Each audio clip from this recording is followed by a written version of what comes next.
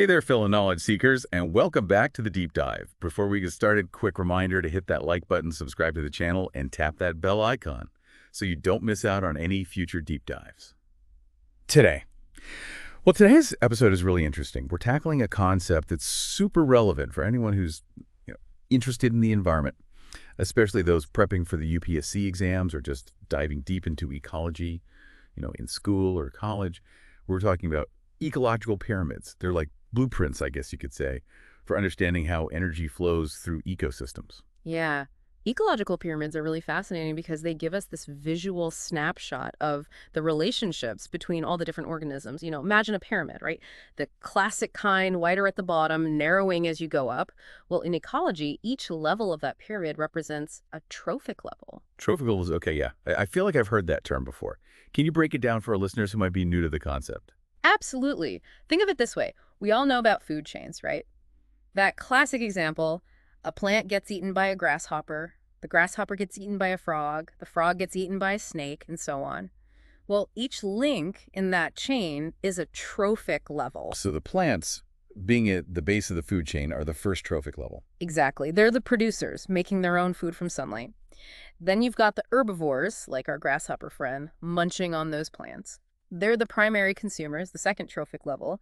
And then you have the carnivores, like the frog and the snake.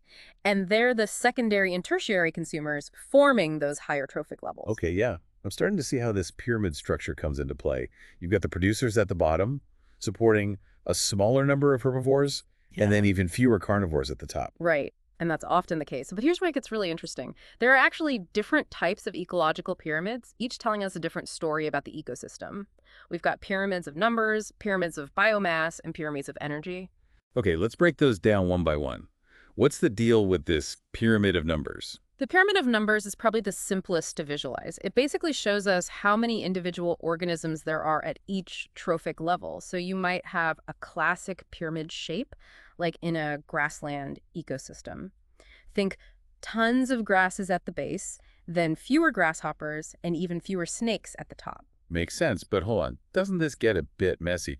What about, say, a forest ecosystem? Wouldn't a single tree be supporting hundreds of insects? You're absolutely right. And that's where we see that pyramids of numbers aren't always straightforward. Sometimes they can be inverted, meaning they're wider at the top than at the bottom. So you might have one tree supporting hundreds of insects, which in turn might support a smaller number of birds. Wow, so the pyramid of numbers can actually flip upside down. That's kind of mind-blowing. It is, and it shows us that we need to consider more than just the number of individuals. Sometimes it's about the size and the specific role of an organism in the ecosystem. Okay, so we've got numbers, but what about the actual weight of these organisms? Is that where the pyramid of biomass comes in? Exactly. The pyramid of biomass focuses on the total mass of organisms at each level. So instead of counting individuals, we're looking at the combined weight of all the plants, all the herbivores, all the carnivores, and so on. So in a forest where you've got massive trees forming the base, I'm guessing that would be a classic upright pyramid, right? You got it. In many terrestrial ecosystems, the pyramid of biomass follows that classic pyramid shape. The trees have the most biomass, followed by the herbivores munching on them, and then the carnivores at the top. But I bet there are exceptions to this rule too, right? You're always one step ahead. Yes, there are exceptions, and you often find them in aquatic ecosystems. Take a lake, for example. The producers there might be tiny algae called phytoplankton, and they reproduce super quickly but have a short lifespan. They might be supporting a larger biomass of fish that live much longer. So you could have an inverted pyramid of biomass in a lake, fewer phytoplankton supporting a greater weight of fish. Okay, that makes sense. Now, we've covered numbers and biomass. What about the pyramid of energy? What's so special about that one? The pyramid of energy is really interesting because it always has an upright shape, no exceptions. It shows us how much energy is available at each trophic level. And here's the key takeaway. As energy flows through an ecosystem, a lot of it is lost as heat. So the energy flow isn't perfectly efficient. Not at all. In fact, on average, only about 10% of the energy from one trophic level is transferred to the next. So let's say a plant has 100 units of energy. Only about 10 units of that energy will be available to the herbivore that eats it, and then only 1 unit to the carnivore that eats that herbivore. Wow, that's a huge drop-off. Where does all that energy go? It gets used up in all sorts of processes, metabolism, movement, even just staying warm. This energy loss is a fundamental principle of ecology tied to the laws of thermodynamics. Okay, so 90% of the energy is lost at each step. That's pretty mind-blowing. It makes you realize how much energy is needed to support those top predators. Right, and it also highlights why those top predators are particularly vulnerable to environmental changes. Even a small disruption at the lower levels can have a massive impact on them. That makes total sense. It's all interconnected, isn't it? Absolutely. And that's why understanding these ecological pyramids is so important. They give us this incredible insight into how ecosystems function, how energy flows, and how different species are interconnected. You know, it's fascinating how much information we can glean from just a simple pyramid shape, but I have a feeling these pyramids aren't perfect representations, right? There must be some limitations to consider. You're spot on. As valuable as ecological pyramids are, they do have their limitations. They tend to oversimplify complex food webs. In reality, organisms often feed on multiple species, not just one neat chain. Right, it's more like a tangled web than a straight line. Yeah. Exactly. And another limitation is that they often don't account for decomposers like bacteria and fungi. These organisms play a crucial role in breaking down dead matter and recycling nutrients, but they often get left out of the pyramid diagrams. So even though they're simplified models, they're still incredibly useful for understanding the big picture of energy flow. And, for our listeners who are preparing for the UPSC exams, this is crucial stuff. Absolutely. Understanding ecological pyramids is key for tackling those environment and ecology questions in the general studies paper. It's a topic that comes up frequently. All right, so we've laid the groundwork, explored the three types of pyramids, and even touched on some limitations. But before we wrap up this part of our deep dive, there's one more crucial concept we need to address. And that is the idea of biomagnification. Oh, yes. Biomagnification. I've heard that term before. But honestly, I'm a little fuzzy on the details.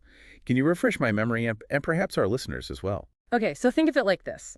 Imagine a harmful substance, like a pesticide, gets introduced into an ecosystem. At the base of the pyramid, the producers, maybe those are plants, they absorb a tiny amount of this pesticide. Okay, so far not so bad. Well, the problem is when the herbivores come along and eat those plants, they're not just getting energy, they're also ingesting that pesticide. And remember, they have to eat a lot of plants to get enough energy because of that 10% rule we talked about. Right, so they're taking in more of the pesticide even though the concentration in each plant is low. Exactly. And then the carnivores at the top, they eat those herbivores, and guess what? They end up with an even higher concentration of the pesticide in their bodies. So it's like this ripple effect, Right. where the concentration of the harmful substance keeps magnifying as you go up the food chain. That's terrifying. It is, and it's a real problem, especially for those top predators. They end up with these concentrated doses of pollutants, which can have all sorts of negative effects on their health and reproduction. It's like a real-life example of how those ecological pyramids can help us understand not just the flow of energy, but also the potential consequences of pollution. Absolutely. They give us this visual framework for understanding how these interconnected relationships can lead to some pretty serious issues. This makes me think of a documentary I saw about how mercury pollution was affecting eagles. They were at the top of the food chain, and because of biomagnification, they are accumulating dangerous levels of mercury in their bodies. Exactly. That's a classic example of biomagnification in action. And it's a reminder that even small amounts of pollutants can have a huge impact, especially on those higher trophic levels. So ecological pyramids aren't just theoretical concepts. They have very real implications for conservation and understanding the health of ecosystems. Right. And for anyone interested in delving deeper into the history of these concepts, I highly recommend checking out the work of Charles Elton, the British ecologist. He really pioneered the idea of ecological pyramids back in the 1920s. Oh, that's a great tip. I always love digging into the historical roots of scientific ideas. Gives you a whole new perspective. Yeah, for sure. And Elton's work was really groundbreaking. He was one of the first to really emphasize the importance of trophic levels and energy flow in understanding how ecosystems function. It's fascinating to think that something as seemingly simple as a pyramid shape can hold so much information and provide such valuable insights. Well, that's the beauty of scientific models, isn't it? They can take these complex ideas and distill them into something we can visualize and understand. Okay, so we've talked about the different types of ecological pyramids, their limitations, and we even dove into the fascinating and concerning concept of biomagnification. But before we wrap up this deep dive, I think it's important to step back and consider the bigger picture here. Yeah, I agree. What do these pyramids tell us about the overall health and balance of ecosystems? Exactly. It feels like they're showing us that every organism, no matter how small or seemingly insignificant, plays a crucial role. Absolutely. And that disruptions at any level can have cascading effects throughout the entire system. It's a reminder that we're all interconnected, just like those different levels of the pyramid. I love that analogy. And it highlights the importance of understanding these ecological relationships. The more we know, the better equipped we are to make informed decisions about our impact on the environment. Right. It's not just about memorizing facts for an exam. It's about gaining a deeper appreciation for the interconnectedness of life and our role in maintaining a healthy planet. Well said. It's about understanding that we're not just observers of nature, we're active participants. And the choices we make as individuals and as a society have profound impacts on these delicate ecosystems. So what can we do? What are some concrete steps we can take to protect these intricate ecological pyramids and ensure the health of our planet's ecosystems? Well, I think it starts with awareness, right? The more we understand about ecological relationships, the more likely we are to make choices that benefit the environment. I agree. So things like reducing our consumption, being mindful of the products we buy, and supporting sustainable practices. Absolutely. And advocating for policies that protect ecosystems, supporting conservation efforts, even something as simple as planting native plants in our gardens. All of these actions can contribute to a healthier planet. And I think it's also important to remember that these pyramids aren't static structures. They're constantly changing and adapting in response to environmental factors. That's a great point. Climate change, habitat loss, pollution, all of these things can have significant impacts on these delicate ecosystems. Which is why it's more important than ever to understand these ecological principles and work towards protecting the incredible diversity and resilience of life on Earth. Well said. Ecological pyramids may seem like a simple concept, but they really do offer these profound lessons about the interconnectedness of life and the importance of maintaining a healthy planet. They remind us that we're all part of something much larger than ourselves, and that our actions have consequences that extend far beyond our immediate surroundings. It's about recognizing that we're not just inhabitants of this planet, but stewards of its incredible biodiversity and ecological wonders. All right, folks, we've reached the summit of our deep dive into ecological pyramids. We hope you've gained a newfound appreciation for these fascinating structures and the insights they provide into the workings of our planet's ecosystems. It's been a journey, hasn't it? From the basics of trophic levels to the complexities of biomagnification, we've really uncovered some key concepts. And for our listeners who are new to these ideas, especially those gearing up for the UPSC exams, I hope this deep dive has given you a solid foundation for understanding this crucial topic. Right. And remember, ecological pyramids aren't just about memorizing facts. It's about embracing a worldview that recognizes the interconnectedness of all living things and inspires us to act as responsible stewards of our planet's precious resources. Beautifully said. And on that note, we've reached the peak of our ecological pyramid exploration. We've scaled the heights of knowledge and hopefully gained a panoramic view of how energy flows through ecosystems. A huge thank you to all our listeners for joining us on this deep dive into the fascinating world of ecological pyramids. We'll see you next time for another insightful exploration. Until then, keep those brains buzzing and those curiosity levels high. And remember, folks, knowledge is power, but it's the application of that knowledge that truly makes a difference. So go out there and be the change you want to see in the world.